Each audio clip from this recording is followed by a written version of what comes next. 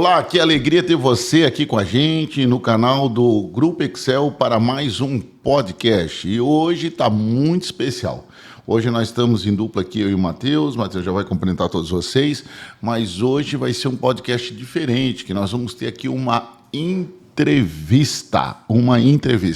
E eu já quero passar aqui para o nosso convidado do dia, que é um amigo, é um empresário, é um cliente do nosso escritório, e ele vai poder aqui conversar e se apresentar para todos vocês. Rodrigo, seja muito bem-vindo. Eu que agradeço, fico muito feliz pelo convite. Bom, meu nome é Rodrigo Cacheta. Nós temos uma empresa de salgados congelados em Camboriú. Faz mais de 25 anos que nós temos a empresa e a gente que é só que agradecer pelo convite, a gente está muito lisonjeado por isso. Eu tenho certeza que vai ser um bate-papo muito bacana. Matheus, quer cumprimentar os nossos ouvintes? Olá pessoal, tudo bom? Boa tarde, boa noite, bom dia para você, dependente do horário que você está me vendo. Hoje nós vamos começar nosso bate-papo, vamos começar nossos cases de sucesso hoje. Nós vamos falar aqui com o Rodrigo e já vou emendar já na primeira pergunta, que já é sobre a sua história. Eu queria saber como é que surgiu a ideia de criar a empresa de congelados, teve alguém que inspirou o senhor, acredito que veio do seu pai, como é que funciona essa criação da empresa? Bom, nada é por acaso, né? Na verdade, nós tínhamos uma panificadora ali ao lado do Bradesco, e nós tínhamos Balneário Camboriú, na Avenida Brasil, e aí tinha uma pessoa que vendia pão de queijo para a nossa panificadora. Eram dois irmãos que tinham vindo de São Paulo e tinha a fábrica em Blumenau. Eles tinham Fusca e vinham de Fusca de Blumenau até aqui vendendo pão de queijo em balde na época. E estava sempre cheio de graxa, porque o Fusca sempre quebrava no meio do caminho. Então, cada vez que eles tentavam vir para cá, o Fusca quebrava. E aí eles falaram com meu pai na época, né? Falaram, seu Nelson, olha só, nós tudo cheio de graxa aqui, cada vez que a gente vem vender pão de queijo para panificadora de vocês, a gente quebra, o carro quebra. Aí o meu pai falou, olha, eu tenho uma salinha embaixo da minha casa que eu vou ser sócio de vocês. Né? E tinha um espaço lá e colocou eles para trabalhar lá. Eles saíram de Blumenau, vieram para Balneário Camboriú, vendendo pão de queijo. E começou a vender tanto que eles começaram a não dar conta, na verdade, do tanto que eles vendiam. E depois começaram a produzir croissant nessa mesma salinha, começaram a produzir folhado, pão de batata, na época era novidade. Comprou uma máquina de congelamento a hidrogênio rápida para poder fazer isso numa sala, não sei o tamanho dessa sala aqui, mas pequena, talvez um pouco maior que essa daqui. E meu pai na panificadora e eles tocando essa empresa. Né? Mas acabou que eles não davam conta financeiramente. Sempre estava precisando de dinheiro e vendia, não conseguia nem entregar de tanto que vendia e o financeiro nunca aparecia. E meu pai tinha que sempre estar investindo na empresa. Até que um dia meu pai falou, olha, faz o seguinte, eu não aguento mais investir tanto dinheiro numa empresa que vende tanto. E vocês estão administrando, alguma coisa está errado? Quanto é que vocês querem pela parte de vocês? Aí passaram o valor, meu pai comprou deles, só que ele estava na panificadora ainda, colocou uma pessoa para administrar, essa pessoa levou do fundo da minha casa, lá para a Avenida do Estado, onde foi nossa primeira sede, num galpão de 300 metros. Poxa. E aí começou, um galpão de 300 metros e vendendo, né? Bastante, começamos a abrir bastante lugar de Santa Catarina, nós com uma Besta na época, é o carro que a gente conseguia ter, depois uma Bongo e começava a vender. Essas vendas eram porta em porta, Batista? Não, a gente começou, nós somos a primeira empresa de salgados de Santa Catarina. Então nós tínhamos distribuidores, um distribuidor lá em Florianópolis, um distribuidor em Lages, depois abriu um distribuidor em Porto Alegre, né? E meu pai tocando a panificadora. Pegava o produto, mandava para o distribuidor. Mandava pelo caminhãozinho. E o distribuidor cuidava. Na verdade é o mesmo sistema até hoje. Né? Nós não fazemos venda direta para ninguém. Né? Nós só fabricamos. Então naquele momento, meu pai tinha panificadora ainda, fez uma negociação, saiu da panificadora, vendeu e entrou na fábrica de salgados congelados. E para vocês conseguir um distribuidor no começo? Como é que funciona? Como é que vocês achavam? Esse cara vai ser nosso distribuidor. O primeiro distribuidor que nós tivemos, ele é de Londrina, nós somos de Londrina. Ele estava desempregado aqui, tinha uma Paraty e meu pai ofereceu para ele esse plano de negócios. A pergunta é porque se eles antes vendiam de porta em porta nas panificadoras, né, e penso que primeiro ela startou na porta em porta como era e depois ela migrou, não? Não, ele... Igual Florianópolis, ele já era distribuidor de uma outra marca e ele nos procurou. Então ele já tinha mais ou menos uma carteira de cliente, que era até hoje. São panificadoras, conveniências, faculdades, a universidade, colégio, são os que mais consomem. Claro, os estudantes na hora do recreio. Justamente. Então aí nós começamos com poucos distribuidores. E o pessoal foi conhecendo o nosso produto e um fala para o outro fala para o outro, eles querem começar, e aí nós expandimos Paraná, Santa Catarina e Rio Grande do Sul. Depois nós pegamos um galpão ao lado, então de 300 metros nós ficamos com 600 metros. E tocando, né, com 600 metros, e a gente não dava conta de tanto vender, a pessoa entrava em contato comigo e eu falava, você está na lista. Assim que a gente conseguir produzir para você, meu Deus, tinha mais demanda que poderia atender. Isso, assim que a gente conseguir dar conta, a gente vende para você, teu nome está na lista. Então e eu nessa época, na verdade, eu era vendedor da empresa. Eu não estava dentro da empresa, eu estava do lado de fora. Então, no mesmo sistema que é hoje, eu chegava lá, comprava 10 pacotes a R$10, vendia pelo preço que eu queria, só que eu comprava. É assim que a gente trabalha hoje. A pessoa que quer trabalhar com a gente, ela tem que comprar o nosso produto. Então ela compra e depois ela vende no preço que ela quer. Ela faz a margem de lucro dela. Ela faz a margem de lucro, né, do jeito que ela quiser. Então não é com a gente. E... Tô tranquilo, tudo certo. Tocou aqui, até a Ciro está participando com a gente, viu? Eu tô tentando desligar aqui, não, mas eu fica à vontade, fica à vontade. Pronto, fica à vontade. Desligar, consegui. Deu certo? Daí a gente acaba se desconcentrando um pouco. Imagina, mas aí o cara pode pôr a margem de lucro que ele imaginar. Ele coloca a margem de lucro, só que assim, o risco não é nosso. Ele que vende do jeito que ele quer, para quem ele quer, no prazo que ele quer. Tá, já vou aproveitar uma pergunta. O risco não é nosso, porque o teu produto ele é perecível. Sim, até 90 dias. Tá. Você mandou para o distribuidor. Isso. O distribuidor vai botar no mercado. Isso. Como é que é esse negócio? Tem volta ou não tem volta? É que o nosso distribuidor, a gente chega... Ele tem rotas. Exemplo, Rio Grande do Sul. A cada 14 dias, a gente está nos mesmos distribuidores. Então, um produto igual ao nosso, que não tem giro, que a pessoa vai lá vendo para a panificadora, vende 10 pacotes. Né? Se a pessoa não conseguir 10 pacotes, o prazo de validade são de 90 dias. Ela já assa no outro dia, já vai no café e vai. E ela sabe que na outra Nunca semana... vai vencer o produto. Sim. Se vencer, é alguém que fez algum cálculo errado. Né? Porque não é para vencer. Uhum. Então, nós estamos a cada 14 dias, então ela vai comprar um estoque para 14 dias. Não vai comprar mais do que isso. Uhum. Porque a 14 dias é certo que tu está lá.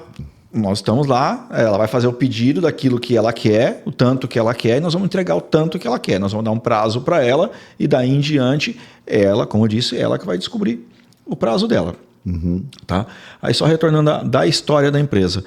Eu estava no setor de vendas. Fazia Balneário Camboriú e Itapema, comecei com uma Saveiro e daqui a pouco eu tinha comprado uma besta, chegava a vender 700 pacotes num dia. 700 pacotes num dia, naquela época eu estava ganhando R$2 por pacote. Então eu chegava a ganhar R$1.400 num dia na venda. Só que eu não estava dentro da empresa, eu estava fora. Só que é lógico, eu não tinha essa venda todos os dias. Isso era no verão, na temporada. Né? Depois no inverno eu vendia bem menos. Só que daí acabou que meu pai acabou precisando de mim. Eu não tinha muita opção. Ou ia lá para ajudar ele, ou ele não estava dando mais conta. Então eu falei, vou te ajudar. Fui ajudar ele, acabei mudando várias coisas, peguei quem não pagava, falei, olha, eu posso até mandar produto para você, mas você paga o que está indo e paga um pouco do atrasado. Aqueles que aceitaram renegociar bem, aqueles que não aceitaram renegociar, eu cortei. A partir disso, abri novos clientes. Em 2 meses, eu já tinha duplicado a minha carteira de cliente.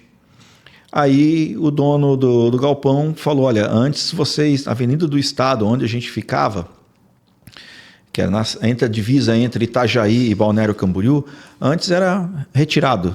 Isso há 20 anos atrás. Hoje em dia é centro. Hoje é centro. Daí ele falou, olha, eu preciso reformar e alugar como centro.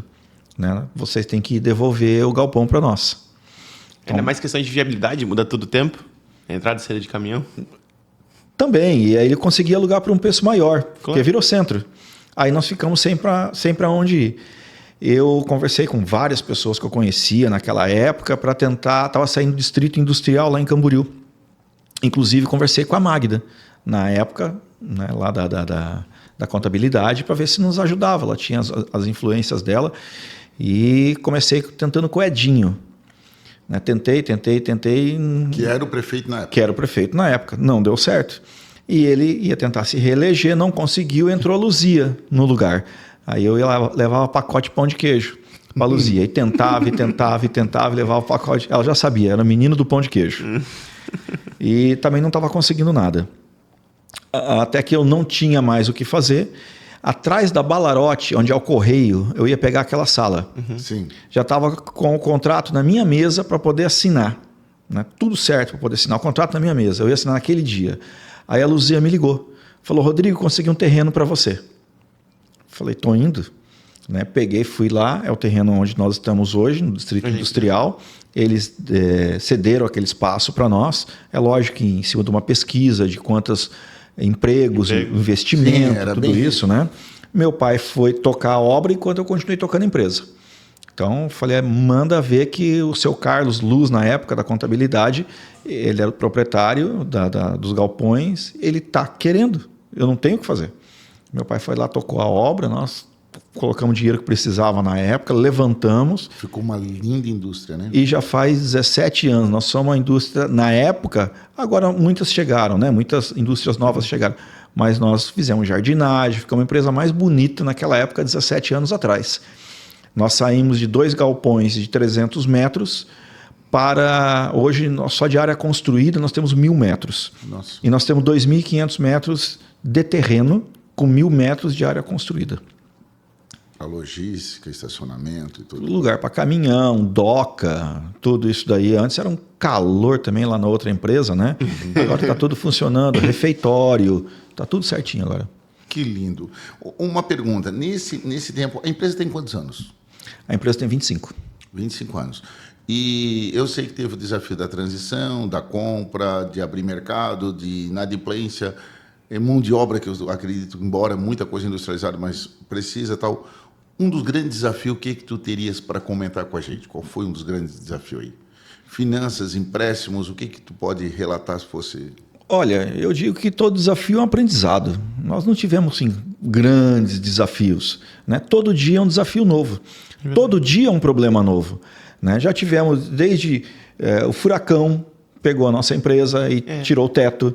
A pandemia, tudo fechado. Nós não tínhamos para quem vender. Foi o maior prejuízo da nossa empresa na época. Só num mês nós tivemos um prejuízo de mais de R$300 mil, porque muitos não podiam pagar, outros não queriam pagar. E aproveitaram a pandemia para falar, olha, estou sem dinheiro. Engraçado que estava sem dinheiro, mas às vezes elas faziam um pedido porque não tinha mais mercadoria. Se não tinha mercadoria, porque vendia. Se vendia, porque recebia. Mas esse foi um grande desafio na pandemia, mas como a empresa era sólida, já tinha um bom capital guardado, e foi de lá que nós acabamos tirando todos os bens que nós temos, nós estávamos muito sólidos. Então, desafio tem todo dia, assim como teve hoje, teve ontem, essa semana, todo dia. Agora, a pandemia, acredito que foi o maior desafio que nós tivemos. Matheus... Tá, então eu acho que tu já comentou um pouco, mas tipo, o Rodrigo vendedor, né, quando estava lá na época vendedor, ele imaginava que hoje a empresa ia estar desse formato hoje ou não imaginava? Não. E a empresa ainda tem mais algumas outras ambições, sonhos, algumas metas a mais ainda não? Olha, quando eu comecei a tocar a empresa, eu queria virar multinacional, né? Era o sonho que a gente tinha, cada vez crescer. E meu pai falava assim, não, eu não quero crescer, o tamanho que tá bom. Né? Ele não queria se incomodar. Então, já chegamos a ter 53 funcionários. Depois automatizamos, buscando máquina de fora. Temos máquina que veio dos Estados Unidos, máquina que veio da Itália, que aqui no Brasil não fabrica máquina do jeito que a gente precisa. Aqui fabrica máquina muito básica, nós trouxemos máquinas de fora. Então, nós chegamos a ter 53 funcionários, nós temos bem menos hoje em dia. Não é o quanto que se vende que você ganha. Às vezes é saber administrar bem. Eu lembro que eu vi numa contabilidade, uma vez que eu fui, talvez tinha 3 frases que eu nunca mais esqueci e falo para todo mundo. Que um mercado só vai para frente se você tiver 3 coisas principais. A primeira, e você não consegue ter 2 só. Se você tiver 2, você não vai bem. Não. Você tem que ter administração, você tem que ter capital para aguentar o começo e você tem que ter conhecimento. Sem uma dessas partes, você não vai para frente. Não adianta você ter conhecimento se você não tem capital, que me dá dó. Eu vejo muitas empresas que o cara era padeiro e resolveu abrir a panificadora. E a gente vê que o cara não sabe nem administrar, né, e não tem capital. Mas ele tem o sonho de chegar e abrir uma panificadora. O dia que ele abre, ele já tem o sonho de comprar a casa, de comprar o carro. E me dá muita dó de ver que às vezes as pessoas não se preparam para o mercado e para administrar. Então, nós conseguimos administrar. Hoje em dia, eu tenho menos funcionário, vendo um pouco menos do que antes da pandemia, que nós nunca mais conseguimos voltar naquilo lá, mas nós temos mais preparo, né, para poder administrar. E eu peguei mais 2 vendedores agora, um para o Rio Grande do Sul, que ele só abre mercado, ele abre distribuidores. Eu tenho um no Paraná, que ele visita distribuidoras para abrir também mercado no Paraná. Comprei mais um caminhão novo, estou renovando toda a minha frota. Então, um está para o Paraná, o outro está para o Rio Grande do Sul. Então, nós temos uma perspectiva de conseguir, essa semana, visitar mais 2 distribuidores novos. Possivelmente a gente vai fechar, né, lá no Rio Grande do Sul. No Paraná, já a perspectiva é que esse mês a gente abra mais 2. Então, nós temos uma perspectiva de crescimento. Tem metas de crescimento? Temos. Tem metas de crescimento. Hoje, o colaborador, para contratar o colaborador, uma das melhores características assim, que tu identifica numa pessoa na hora da contratação? Bom, na realidade, a gente tenta pegar a pessoa que não seja padeiro, sem vícios. A gente ensina lá. Né? Então, porque você traz pessoas com vícios e aí daqui a pouco não quer fazer do setor. E você trabalhar, às vezes, numa panificadora é diferente de você trabalhar numa indústria. Nós temos, hoje em dia, a nossa chefe de equipe, ela tem, acho que 17 anos junto com a gente. Poxa, então, desde Camboriú. Ela saiu de Balneário Camboriú, começou a trabalhar comigo numa fábrica que eu tinha, antes de juntar junto com meu pai, depois eu juntei com meu pai e depois levei para Camboriú. Então ela já está há 17 anos, a fábrica tem 15 lá, ela está há 17 anos junto comigo e ela tem uma equipe muito boa. Porque senão, se você colocar uma pessoa ruim no meio das boas, elas acabam seguindo aquilo lá. Então, ela seleciona pessoas que querem trabalhar, que querem ajudar, né, que não tem medo de trabalhar. Então, quando a gente vê que alguma pessoa não está ajudando, ele está destoando lá, a gente tira. Não está ajudando o time. O básico é o seguinte, as pessoas que trabalham junto com a gente, elas têm uma bonificação também. Legal. Por não faltar e não chegar atrasado. Né? Elas têm um cartãozinho que é tipo um cartão de débito, que elas podem desde pegar Uber, alguma coisa assim. E muitas dão valor para isso. Então não querem chegar atrasado, não querem marca a consulta depois do horário, alguma coisa desse tipo. E a gente valoriza bastante e vê que muitos valorizam esse tipo de coisa. A gente tenta deixar para eles um ambiente bom de trabalho.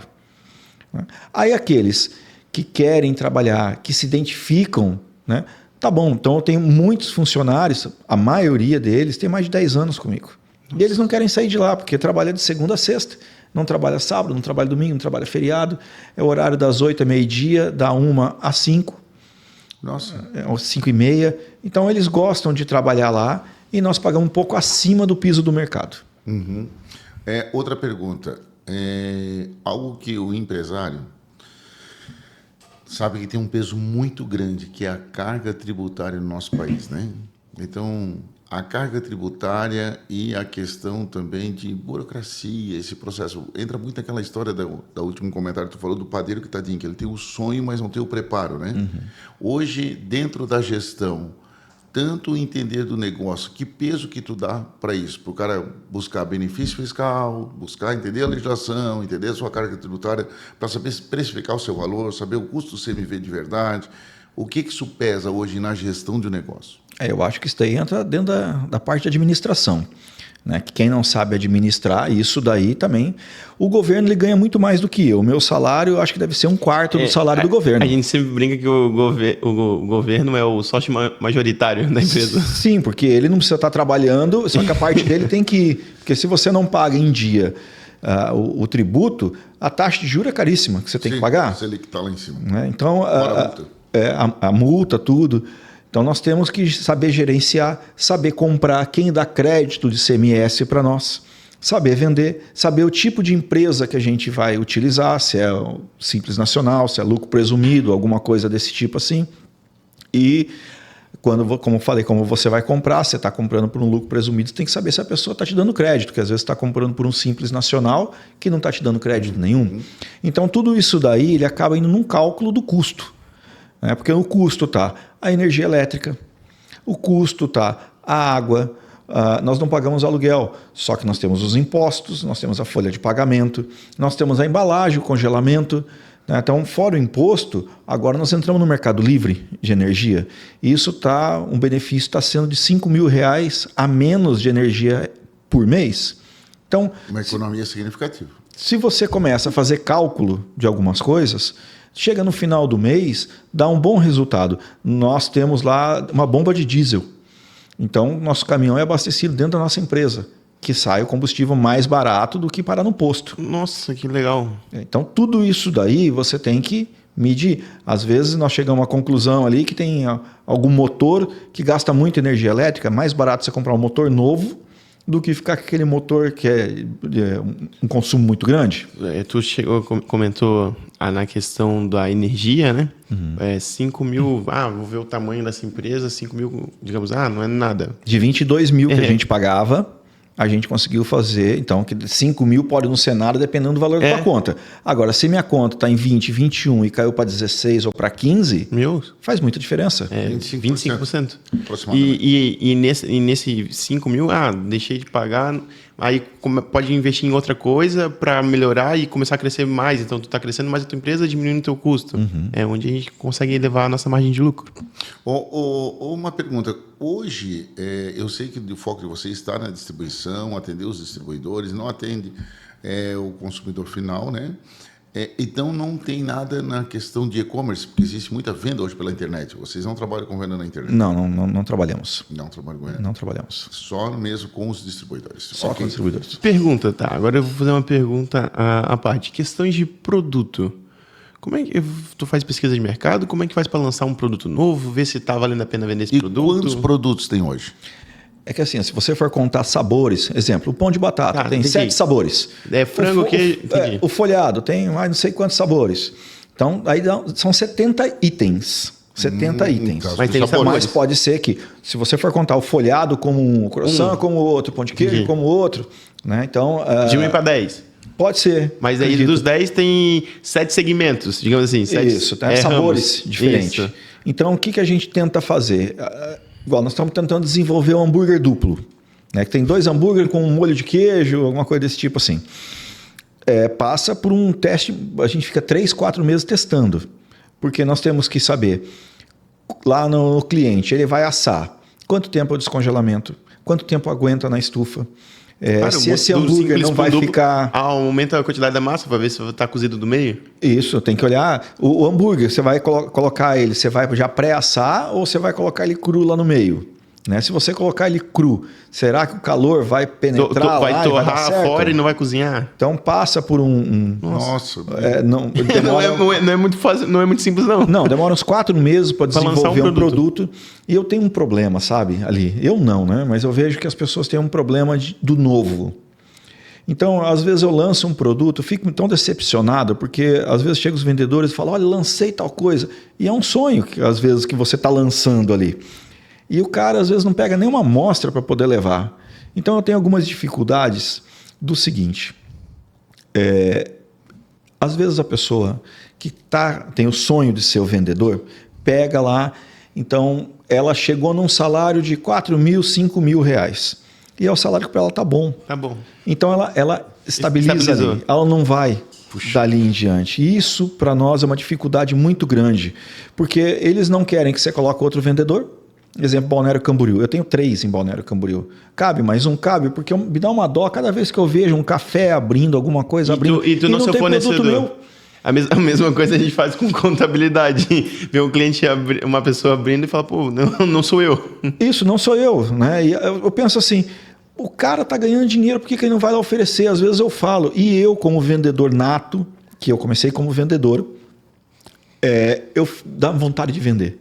Eu tenho muita vontade de vender, de chegar lá e vender. Alguns lugares eu já fui, conversei com a pessoa, tudo, peço pro meu vendedor ir, e muitas vezes ele não vai.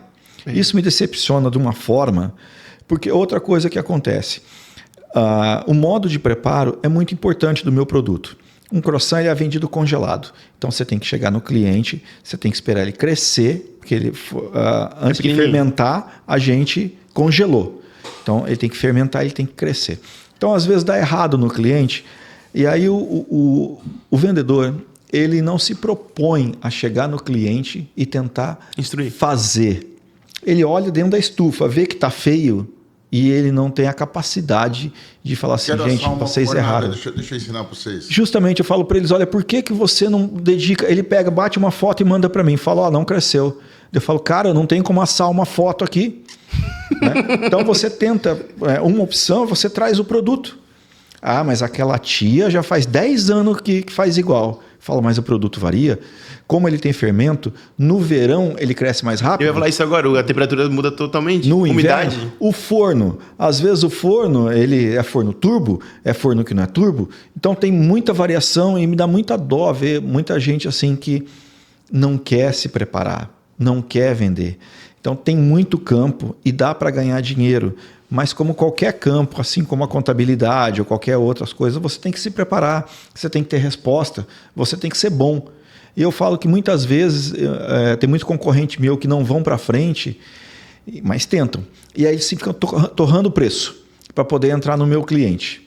Torrando o preço. Só que esse tempo atrás teve um concorrente meu lá e falou, Rodrigo, eu estou falindo. Falei, cara, você vende a 20% mais barato que eu. O meu lucro limpo é de 10%. Né, pelos cálculos que eu fiz, o meu lucro limpo é de 10%. Se você vende 20%, quanto mais você vende, mais você perde. Eu não quero vender mais que você. Eu posso vender menos. Só que o preço que eu vendo, eu tenho que ter lucro. Então, para mim, você pode vender o tanto que você quiser, ou pelo preço que você quiser. Só que você não ganha dinheiro. Né? Então, muita gente não sabe fazer esses cálculos e não sabe fazer esse tipo de coisa. Rodrigo, qual é um referencial hoje de mercado de vocês? Não é o preço. É o quê? A qualidade? Nós temos com mais recheio. Né? Então, o concorrente tem 25 gramas de recheio, 28, nós temos 40. E eu nunca deixei diminuir. Nossa. O recheio. Se a proporção é assim, é uma proporção bem significativa. Sim, é bem simples entender uma coisa. É bem significativa. Exemplo, hoje uma barrinha de chocolate, né? Eu falo que parece uma hóstia, né? De tão fininha que tá. Tá com 20 gramas. Então, o nosso tem 40 gramas de chocolate. É como se fosse 2 Prestígio. Né? A quantidade de... E eu nunca deixei abaixar. Eu falo o seguinte, isso daí, no custo, representa tão pouco. Né? Você vai tomar uma água hoje em dia, antes era 500 ml, agora hoje está 450, 310. 390 e 310. Né? 290, eu vi, uma pequenininha. Pois é. Então, eu não deixo abaixar. Eu prefiro perder o cliente, porque, eu vou te dar um exemplo, pão de queijo. O pão de queijo, a maioria é pão sem queijo. Eles colocam como se fosse um macarrão miojo, sabor picanha. Então, eles fazem um pão sabor queijo. Eles colocam pó no pão de queijo e estão vendendo muito mais barato que eu. Só aqui em Balneário Camboriú, né? Tem 4 fábricas em Balneário Camboriú de pão de queijo. Né? E vendem muito mais barato que eu. Tem uma aqui em Balneário Camboriú que ela está vendendo a R$17 o pacote de 2 quilos. Eu vendo a 33. Só que... O dobro. Só que eu trouxe um colaborador meu que veio da concorrência. Ele falou para mim, falei, cara, faz o cálculo. Coloca só a fécula, água, margarina, óleo, né? Não coloca nem queijo e vê o custo. Aí ele fez, ele falou, realmente eu não sei como é que o cara vende. Eu falei, pois é, mas por isso que ele já faliu 2 vezes. Né? E eu não falei nenhuma. Porque eu prefiro vender 500 pacotes, exemplo, a 33, do que vender 3.000 pacotes a 17. E hoje está difícil achar no mercado o pão de queijo com queijo, né? Então... O meu pão de queijo tem queijo, vem lá da região da Serra da Canastra. Né? Até porque quando ele tem queijo, gostoso. eu acho que ele estica assim o queijinho. Não é o queijo. Ali o amido modificado. Então esse é o papel, é um grude que fica ali quando você esse puxa. É o engana. É o engana bobo. Você pensa que fala assim, aqui tem queijo. Nossa, olha como se puxou. Puxou. É que na maioria só vem o polvilho, daí ele quebra, parece aquela rosca. Parece né? uma rosca. Então eu tenho perguntou qual é o meu segmento, né? Eu tenho um tal de Quero Café. Ele tem mais de 40 lojas, a maioria no Rio Grande do Sul, e ele só trabalha com o meu pão de queijo. Então eu mando às vezes meio caminhão de pão de queijo para ele poder mandar para as franquias dele, né? Os colégios. Eu tenho meus vizinhos, que eles falam, Rodrigo, meu filho só come o teu pão de queijo. Porque a minha esposa ela tem intolerância a glúten, então ela come muito pão de queijo. E às vezes eu estou viajando com ela, a gente come pão de queijo. Eu vou te dizer, a maioria não dá para comer. Né? Porque não tem queijo. É um pão sabor queijo. Então as pessoas estão fazendo economia em algumas coisas que elas deveriam colocar qualidade, que é por isso que eu vendo, elas deveriam colocar qualidade e elas estão colocando preço. Isso está fazendo parte do mercado, mas eu não concordo. Eu não concordo. Não é a forma que eu trabalho. Muito bem. E quando você faz lá as suas precificações de valores, né? Estoque, margem de lucro, vocês então é muito pouco estoque. Produziu, congela e despacha. Produz o que já está vendido, pelo que eu entendi. Não é. Eu tenho o meu estoque, minhas câmaras frias. Tá. Então todo dia eu faço a minha produção. Todo dia é feita a produção. Então todo dia eu vejo que está em estoque e mando produzir o que vai faltar. Eu tenho mais ou menos a minha venda mensal, o que cada cliente pega. Então eu produzo aquilo para não ficar em estoque mais do que 15, 20 dias. Né? Então a gente já sabe. Claro, porque o produto tem 90 dias. Se fica 20 dias, já são 70 a menos para o vendedor. Porque aí meu caminhão ele demora 1 semana para poder chegar, fazer toda a rota do Rio Grande do Sul, o cara já perdeu mais 7 dias. Um mês, já foi um mês ali. E aí demora mais 14 para voltar.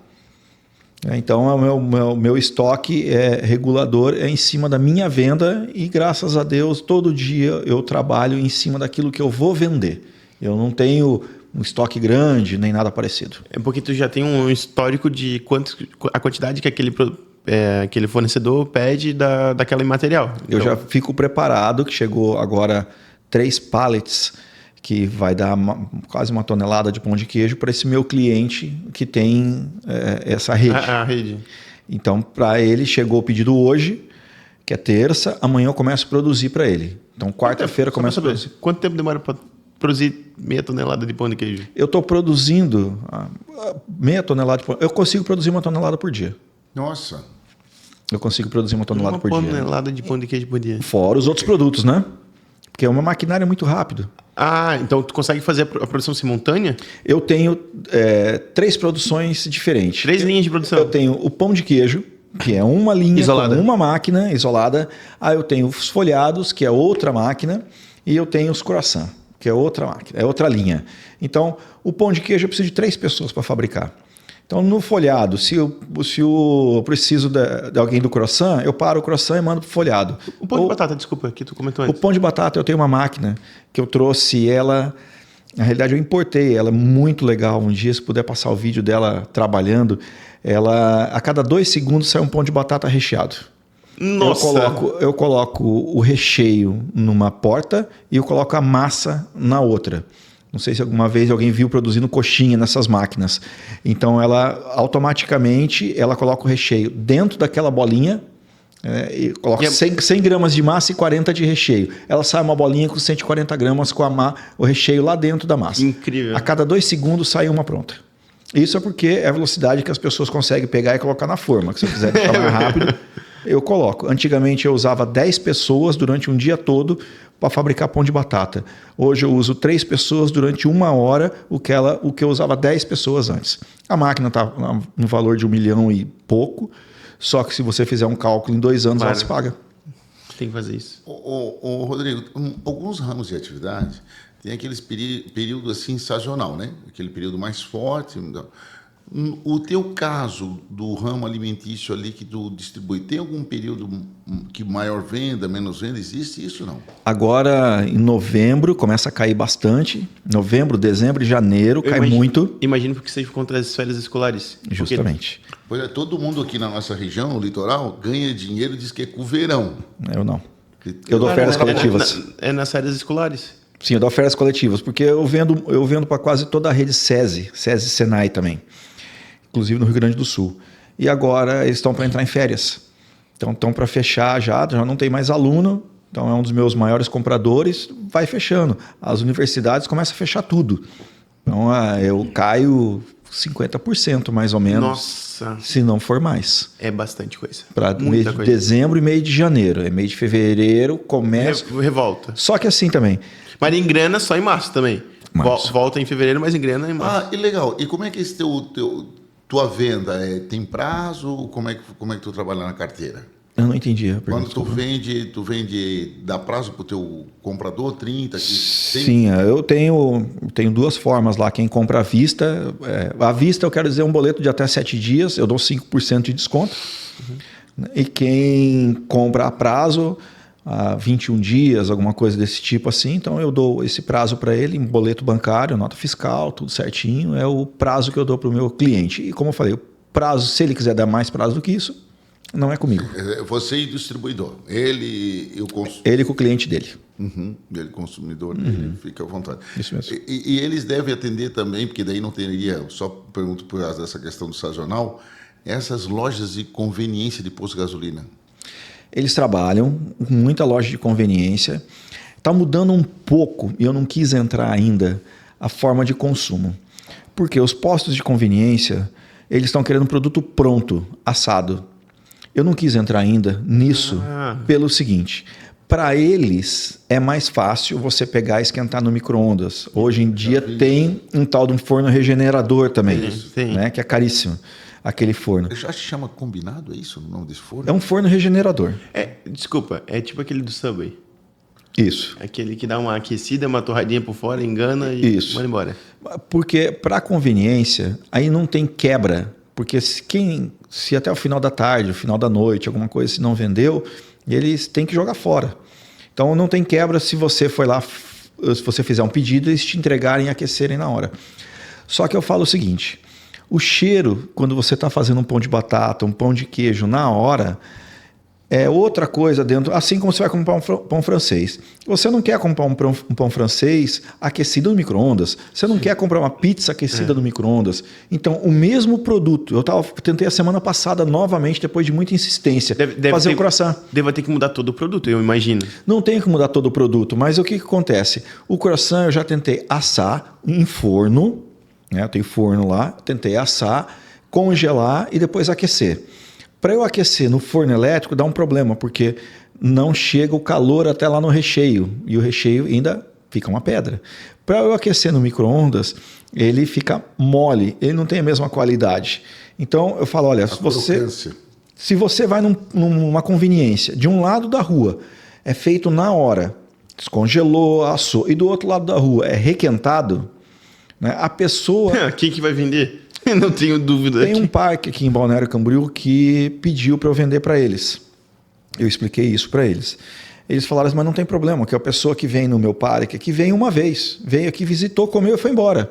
Eu falei, tudo bem, só que um lugar que você queira fazer um cliente que volte sempre, que não é o caso dele, que a pessoa às vezes vai 1 mês, daqui 2 anos volta, daqui 3 anos volta, não volta nunca mais, para ele tá bom daquela forma. Mas quem quer fazer um cliente, você... vai tomar um café.